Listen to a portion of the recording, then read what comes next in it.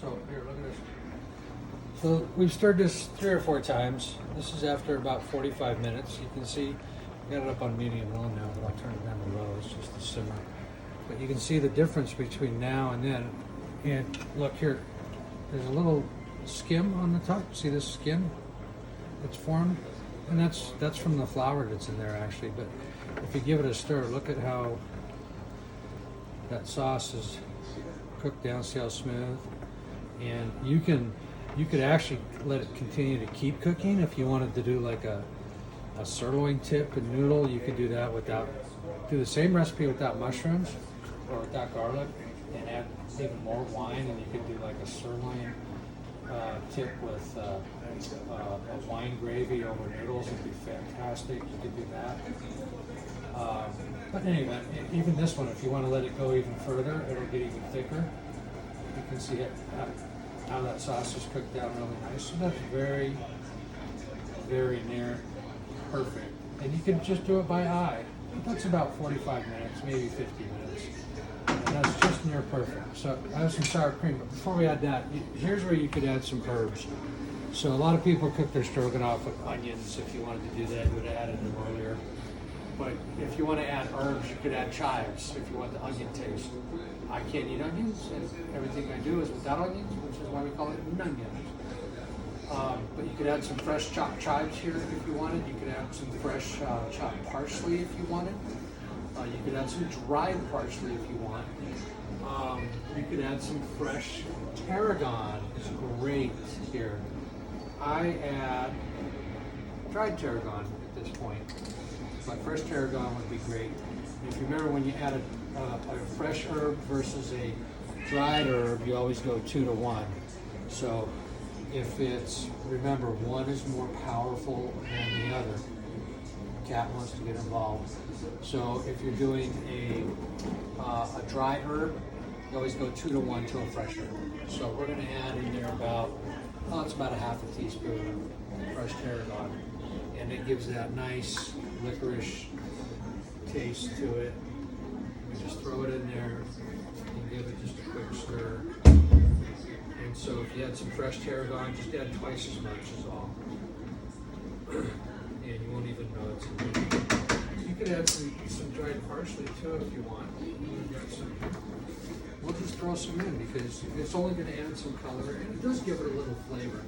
That's maybe about a little under a teaspoon probably.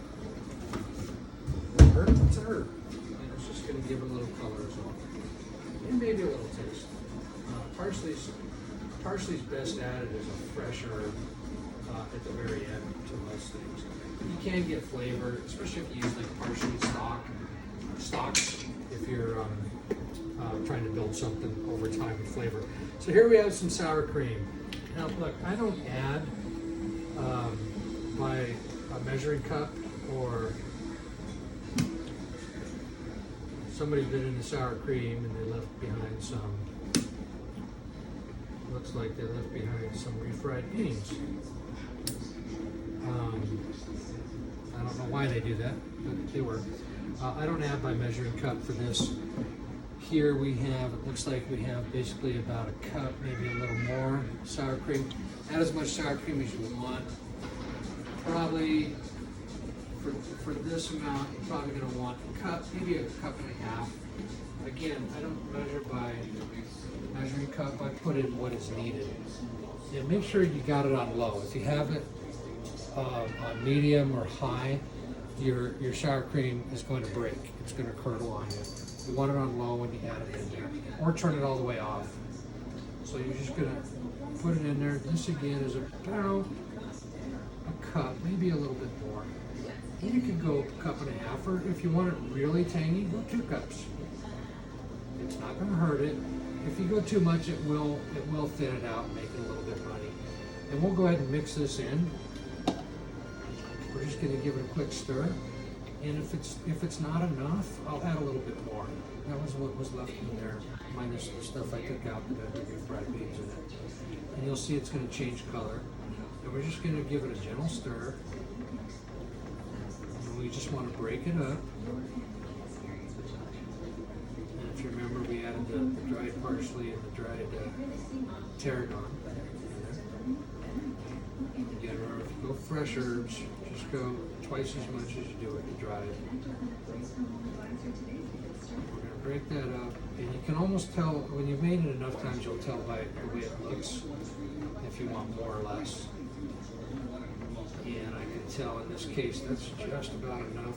I could probably add another half a cup of sour cream. And you could even, if you don't want it real tangy, you could have regular cream instead. Maybe you won't get the tang from the sour cream. Sour cream has more acid than regular cream. As you can see, you look how that's changed color. Now that's the perfect thickness now. So that's a nice gravy. You could add that over rice. You could add it over pasta, which we're going to do, or mashed potatoes. It's perfect. And then now you don't need it to come to a boil. If it comes to a boil, your cream could break. So you're going to leave it on low like that, or just turn it all the way off. It's already hot because it's cooked for an hour. It's ready to go into a serving dish or serve it right out of here. We're going to cook our pasta and I'll serve it separate, or you could put it together, put it over your pasta if you want. It's ready to go. It's done. That's all there is to it. Salt and pepper to taste if you want. That's how simple it is.